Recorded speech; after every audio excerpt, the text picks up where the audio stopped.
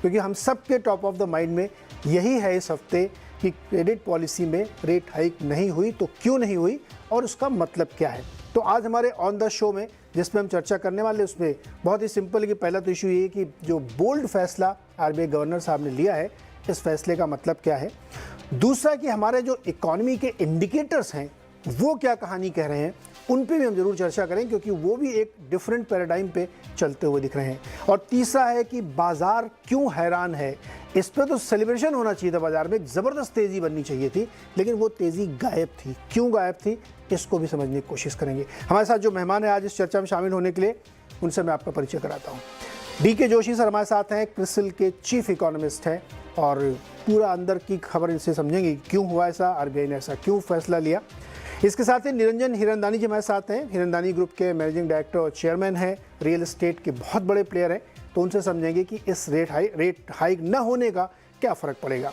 हमारे साथ अभय अग्रवाल साहब हैं और ये फाउंडर है पाइपर सेरिका के, मार्केट को समझेंगे क्योंकि क्यों खुश नहीं हुए अग्रवाल साहब ये जानने की कोशिश करेंगे। और आर.के. बख्शी जी हमारे साथ हैं, बैंक ऑफ बड़ौदा के एग्जीक्यूटिव डायरेक्टर रह चुके हैं, तो बैंकिंग इंडस्ट्री के लिहाज से इस फैसले का क्या मतलब है ये बख्शी साहब से समझा जाएगा। लेकिन जोशी जी आपसे शुरुआत करते हैं। ये जो पूरा फैसला था उसको आरबीआई गवर्नर साहब ने अपनी बातों में कैसे रखा ये सुनना बहुत जरूरी, क्योंकि उनके शब्द एक एक शब्द बड़े महत्वपूर्ण थे। पहले वो उसको सुनते हैं और फिर उसी से हमारा सवाल बनेगा जिसका जवाब जोशी जी से लेंगे हम। The MPC decided to keep the policy rate unchanged to assess the progress made so far while closely monitoring and evolving the inflation outlook. The MPC will not hesitate to take further action as may be required in its future meetings. Our job is not yet finished and the war against inflation has to continue until we see a durable decline in inflation closer to the target. तो उन्होंने साफ तौर पर कह दिया है कि ये बार तो छोड़ रहे हैं, लेकिन अगर आगे हमको लगा तो हेजिटेट नहीं करेंगे, यानी रुख में बदलाव नहीं है। जोशी जी क्या मतलब है इसका कि इस बार नहीं काटा और उन्होंने बोला कि ये पॉलिसी सिर्फ इस बार के लिए?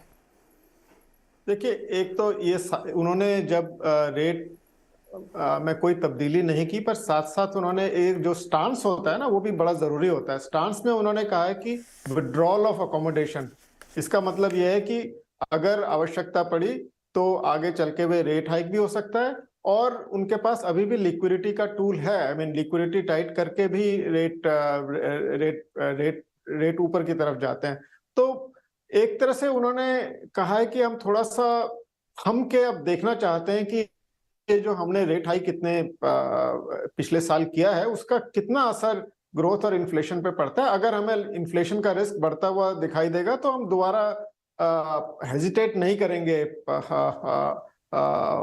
रेट बढ़ाने में। तो इसको आप अगर इसका साफ साफ मतलब यह है कि एक तरह से अभी उन्होंने हॉकिशनेस जो है अपनी टोन में महंगाई की तरफ, उसको अभी कॉम्प्रोमाइज नहीं किया। उन्होंने सिर्फ यही कहा कि अभी हम थोड़ा सा इस अनिश्चितता की स्थिति में हम थोड़ा सा पॉज लेके देखना चाहते हैं कि इसका क्या असर होगा और कैसे हर हफ्ते सिचुएशन बदल रही है। देखिए, आज से 1-2 महीने पहले किसको पता था कि एसवीबी क्राइसिस होगा, यूएस में बैंकिंग स्ट्रेस बढ़ेगा। तो वो थोड़ा सा आज और जून के बीच में, जून की पॉलिसी के बीच में अगर कोई ऐसी तब्दीली आती है जो अनफेवरेबल है तो फिर वो आप फिर रेट हाइक एक्सपेक्ट करनी चाहिए। लेकिन जोशी सर, इकोनॉमिक डिसीजंस जो है वो आप भी मानते होंगे कि लैग से इम्पैक्ट करते हैं, 1-2 क्वार्टर 3 क्वार्टर में उनका इम्पैक्ट दिखता है।